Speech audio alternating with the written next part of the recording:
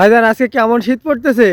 শীত আজগিরা মাঠে কেমন শীত? মাঠে টিকা যায় কিনা। তাই চলে আসলেন? হ্যাঁ এ বছরের মতন আজকে মনে হয় সর্বনিম্ন শীত। হ্যাঁ বড় শীত শীত লাগে, একা থাকা যায় না, আমার কাছে আগুন আছে কাছে আয় না।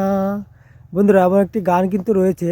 আজকে কিন্তু সর্বনিম্ন তাপমাত্রা হচ্ছে 19 ডিগ্রি, যেটা এখন চলমান বা বহমান।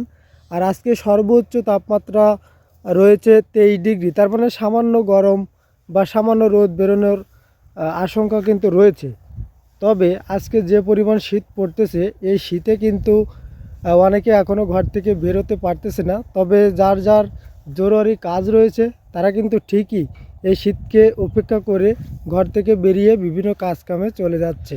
বন্ধুরা, এখন আমি আপনাদেরকে দেখাবো শীতের সকালে পাতাকপি কেমন দেখায়। দেখেন, এখানে কিন্তু কুয়াশা নিহির পড়ে পাতাকপি একদম টাটকা তাজা খেতে রয়েছে যেভাবে, ঠিক সেভাবে আজকে আপনাদেরকে আমি দেখাচ্ছি।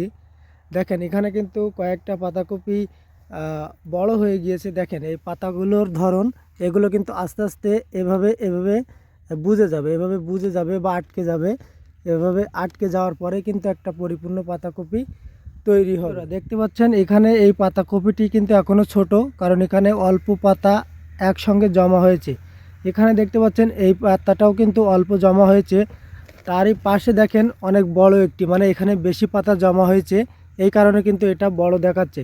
আর এর চারপাশে যে এখনও যে পাতাগুলো রয়েছে, এগুলো যখন জমা হবে তখন কিন্তু এটা অনেক বড় হবে এবং পরিপূর্ণ বাজারজাত করার বয়স হয়ে যাবে। দেখেন বন্ধুরা, কুয়াশায় বা নিহিরে একটা পাতাকপি কত সুন্দর সেজে রয়েছে। এর চারিপাশে কিন্তু আপনারা দেখতে পাচ্ছেন ঠান্ডা পানি। দেখেন এগুলো কিন্তু পানি। আমার হাত যে কি পরিমাণ ঠান্ডা লাগতেছে আমার হাতে, সেটা আমি আসলে আপনাদেরকে মুখে বলে বোঝাতে পারবো না। দেখেন প্রত্যেকটাই কিন্তু পানি, আর এই পানিগুলো আমি এখন একটু দেখাচ্ছি আপনাদেরকে কি পরিমাণ ঠান্ডা এবং কি পরিমাণ এই ঠান্ডায় নিহির বা কুয়াশায় এই পাতাকপিগুলো সেজে রয়েছে। এখানে কিন্তু একটি এরকম না, দেখেন এখানে কিন্তু অনেকগুলো, সবই একই অবস্থা। এই যে সকালে চলে আসছি, এখন কিন্তু প্রচুর ঠান্ডা।